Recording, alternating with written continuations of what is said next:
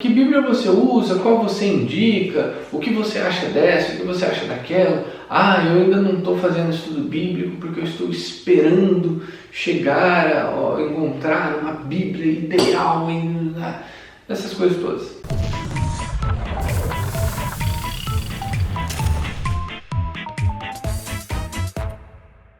Bom dia, boa tarde, boa noite, seja muito bem-vindo ao canal da Dona Maria. Beijo, Dona Maria, te amo. Devido ao estudo bíblico semanal, que nós estamos fazendo aqui no canal, que legal que vocês participam. Muita gente pergunta, poxa, mas que Bíblia você usa, no meu Instagram lá, caso você ainda não me siga, tá as mídias aí, Prof. Felipe Santos. Hoje nós vamos ver que não precisa de frescura. Nós vamos usar alguns exemplos de Bíblia.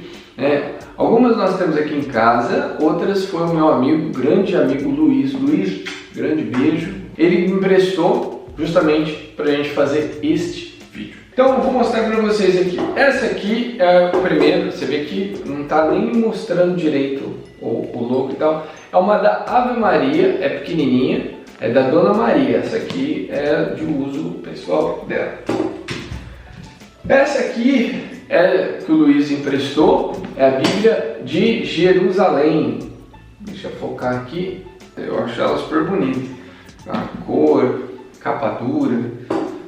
Essa aqui é do Luiz também, ele me emprestou, é a Bíblia do Peregrino, mas é interessante que essa aqui, ela é fininha, é a versão só do Novo Testamento, tá? E aí nós vamos falar um pouquinho dela também. E essa é a minha que eu estou usando mais recente, que é essa Bíblia da Ave Maria, edição de estudos, tá? Eu acho ela fenomenal, é linda, maravilhosa. Essa capa aqui de couro, marronzinha, o escrito dourado, é lindo, de verdade, eu achei muito top. Vou começar com essa aqui, a do Peregrino. Eu anotei algumas informações sobre ela, que eu achei muito curioso. Essa é a Bíblia do Peregrino, 1/3 dela é nota de rodapé. Então, deixa eu abrir aqui para vocês verem. Ó que legal! Você vê que o texto, ele acaba aqui em cima. Olha o tanto de nota de rodapé. Isso aqui para baixo é a nota de rodapé. A nota de rodapé, ou seja, as explicações, as reflexões são maiores que o texto. Entende? Então ela é muito dinâmica, eu gosto muito disso. E além disso, olha só que interessante, ela tem essa nota de rodapé, ela não é simplesmente informações puramente históricas, são reflexões teológicas. Por quê? Porque quando nós estudamos a Bíblia, você tem que ter noção de que é um livro de história, mas também é um livro de fé, é um livro que busca trazer a salvação, é como se fosse um trabalho de equipe de Deus e a humanidade rumo à salvação. Então nós temos informações históricas, sim, mas nós temos um discurso de luta, de busca pela salvação. Então você não pode dispensar a fé, você não pode achar que isso é como se fosse um livro didático, entende? Então se você elimina a fé, se você vai eliminar coisas da história, se você não mergulhar naquele contexto, você provavelmente vai deturpar aquilo que a mensagem original. E o que eu acho interessante aqui, qual que é a origem dessa Bíblia, É o jesuíta, ou quem vai produzir esse projeto, Luiz Alonso, acho que é Choquel, não sei como se pronuncia, que viveu de 1920 a 1998. E ele tem o seu doutorado em estudo em poética hebraica. Então ele se debruçou nessa cultura, em estilos literários, para entender o que de fato aquele povo queria dizer com o registro da sua história. Então não é só registrar a história do povo hebreu, o que é que aconteceu com Jesus quando chegou em um tempo de dominação romana. Mas você tem uma mensagem teológica, você tem aquela situação, mas o que é que o povo viveu naquele momento? O que eles aprenderam? Qual foi a busca de salvação? Então, por isso que nós não podemos desprezar a fé. Se você estuda a Bíblia achando que é puramente algo histórico, você vai se decepcionar, não vai dar certo. Assim como se você vai pegar o livro do Gênesis e achar que é um livro de biologia, não é. É uma reflexão teológica falando sobre a chegada, né, o pecado entrando em cena, né, como foi que o homem saiu de perto de Deus, como foi essa quebra dessa ligação, qual é a origem do mal. Então, entende? Você tem que fazer um belo passeio entre a história, entre a fé, entre a biologia. É um convite você combinar diversas ciências para a salvação. Então é muito fera, é muito bacana. Eu recomendo. Mesmo que a pessoa não seja católica, eu acho que o estudo da Bíblia acrescenta muito na vida da pessoa.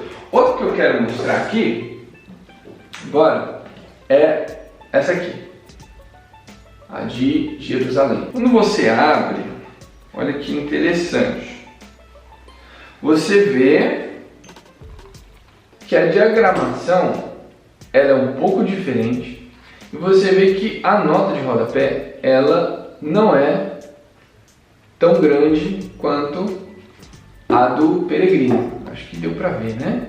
E o que eu acho interessante é que o que? Existe uma busca pela fidelidade na tradução, né? Você achar palavras do nosso português que pertencem ao nosso atual contexto, né? Que sejam mais fiéis, que expressem, né, o mais próximo do original, daquelas palavras do hebraico, do grego, do latim, que faziam parte de diversos contextos da história, né, da igreja, do povo hebreu, enfim. Então essa adaptação sempre vai ser complicada, sempre vai ser complicada. Mas algumas Bíblias fazem um trabalho muito bem feito, então você tem uma adaptação muito boa, né? Você consegue chegar muito próximo da mensagem original, sim. Quero mostrar aqui a da Dona Maria, que é da Ave Maria também. E aí o que acontece? Olha só, ela já é pequenininha, a nota de rodapé dela é pequenininha. Mas por que? Não quiseram fazer? Não, porque ela é pequena. A ideia é que ela seja pequena para caber numa bolsa menor. Então as informações que você vai encontrar aqui são mais essenciais, não vai ter tanta reflexão assim, por causa não por causa da editora, mas por causa do formato dela. Nós vamos ver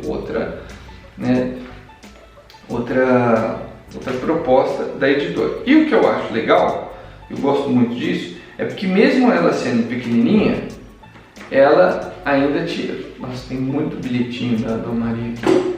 Ela ainda oferece mapas em um papel mais resistente, né? Que não é esse papel fininho da Bíblia. E é legal por quê? Porque quando você vai estudar, olha que legal, você se localiza no tempo e espaço. Você tem uma noção geográfica das coisas. E é muito bacana. Traduções muito boas. Ela é feita, diagramada, é projetada para ser portátil, para você, tipo assim, você viaja bastante, você tem uma vida missionária, não dá para você ficar levando um trambolho de Bíblia enorme, né? Então você leva essa aqui, olha que beleza. Então, e agora eu quero mostrar a minha, essa aqui que eu acho fenomenal. O que eu notei dela, que eu gostei bastante? A minha primeira formação acadêmica, né, é do curso de História. E eu gostei muito, deixa eu mostrar aqui nas rabisqueiras para vocês. Olha só que legal. Então eu vou grifando com canetas de diferentes cores, né? Puxando setinha, anotando, né? Cada cor significa um discurso. Aqui ele expressou uma ideia X, aqui ele expressou uma ideia com outro objetivo. E o que eu achei legal, né, para quem acompanha a live do estudo bíblico aí, o que eu achei bacana é porque as notas de rodapé, você vê que são grandes, né? São grandes. Olha só o tamanho desse aqui, né? O que eu achei bacana é que por eu, né, vir primeiro vir da história para depois chegar na teologia, então eu me familiarizo mais com o discurso histórico. E as notas de rodapé são bem puxadas por esse lado mais histórico. É super legal que eu comecei a fazer a live do estudo bíblico com a galera e falando aqui já do Gênesis, já nas notas de rodapé mostra a influência das outras civilizações, né? Os acadianos, os babilônios, as diversas civilizações que rodeavam, né, o povo hebreu e que foram influenciando, né, até nas produções culturais. Mostra essa adaptação do povo hebreu com o que eles aprendiam e conviviam com outros povos, e eles davam um novo significado. Então ela tem um apelo histórico muito grande que eu gosto bastante, tá? As que eu mais curti foram essas duas. Por quê? Essa aqui tem um discurso histórico muito legal nas notas de rodapé, para quem quer pesquisar e tal, quer se aprofundar, muito bacana. E essa aqui, as notas de rodapé, além do apelo histórico, são também profundas reflexões teológicas. Ele explica de forma mais fácil, né, o que aquele povo quis dizer com aquelas coisas. Então não é só explicar o contexto, costumes, dar datas, né? Não, mas mostrar o que o coração daquele povo queria, em que eles estavam depositando a fé, por que escreveram desta forma, o que eles queriam conquistar, qual era o sentimento deles, qual era a fé deles. Então é muito bacana. A nota de rodapé é um misto de riqueza de história e riqueza teológica. Gosto muito das duas.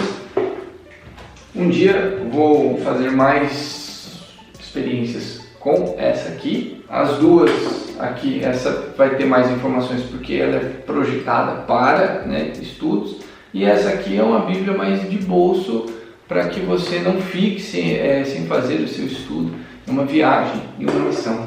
E qual é o ponto principal? Ah, Felipe, legal, mas e aí? Qual é a melhor? Não tem melhor. Não tem melhor. O interessante é o que? Você tem a sua Bíblia, mas não adianta nada você ter uma ferramenta para a salvação se você não souber usar. O que eu acho que é o mais importante disso?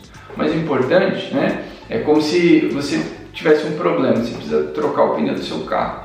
Tem ferramenta para tirar os parafusos e tal.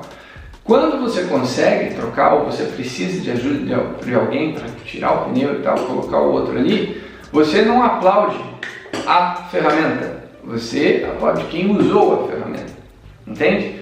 A Bíblia, ela é uma ferramenta. Já existia a igreja antes da Bíblia, né, toda formada, toda pensada, bateu o martelo, esse é o cano, mais quase 1000 anos aí para ter a versão encadernada, bonitinha. Então, antes da Bíblia já existia a igreja. Qual é o ponto? Mais do que uma Bíblia ideal, o que você precisa é instrução para ler isso aqui. Então, independente da Bíblia que você tenha, procure um diretor espiritual, procure um padre que possa te auxiliar. Não que ele vai ficar o dia inteiro com você, não, mas você começa a estudar, você pede uma orientação. Padre, olha, eu li, eu achei isso aqui interessante, onde eu posso encontrar mais informações, o que ele quis dizer com isso, o que estava acontecendo, eu não entendi direito. A instrução é muito mais importante do que a ferramenta em si, entende? Porque não faz sentido também, né, para quem já vive em um contexto, tá? Para quem já vive em um contexto de evangelização, não faz sentido você ler porque você tem que ler. Você tem que ler em oração, você tem que ler visando a conversão, você tem que ler visando crescer intelectualmente e também crescer na fé.